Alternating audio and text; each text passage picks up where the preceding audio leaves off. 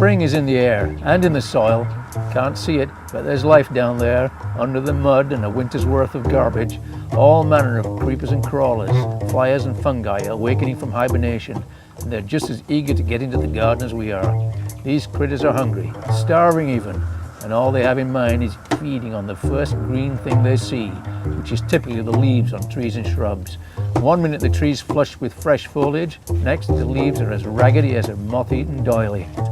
But there is a solution, and that's dormant oil spray.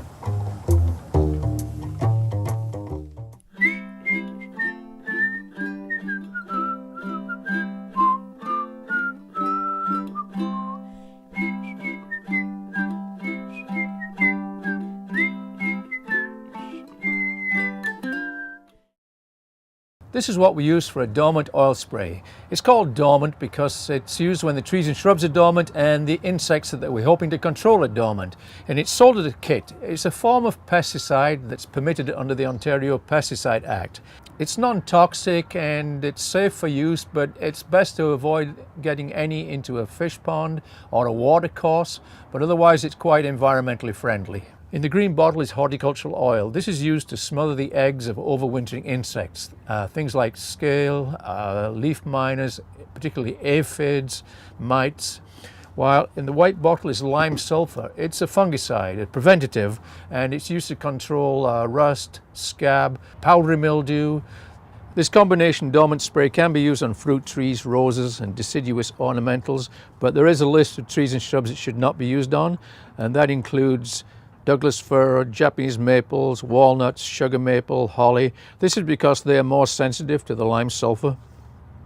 As a combination dormant spray, it requires 120 milliliters of the lime sulfur and 60 milliliters of the horticultural oil in 3 liters of water. This is not what you call a blanket pesticide.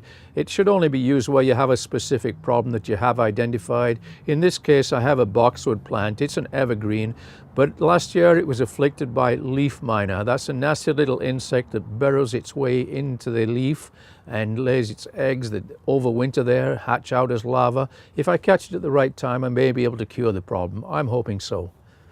When you do have to spray a plant, it's important to cover all surfaces, over, under, in and out. Make sure everything is covered to ensure you get every last one of those little critters.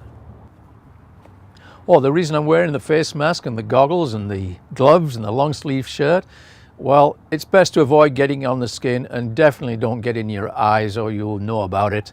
And it does smell terrible. Despite the unpleasant effects of breathing dormant oil spray, it's not considered harmful to the environment.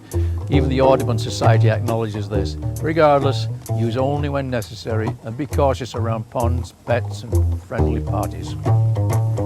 Any questions about dormant oil treatment? Email me at garden@gto.net. I'm David Hobson for therecord.com.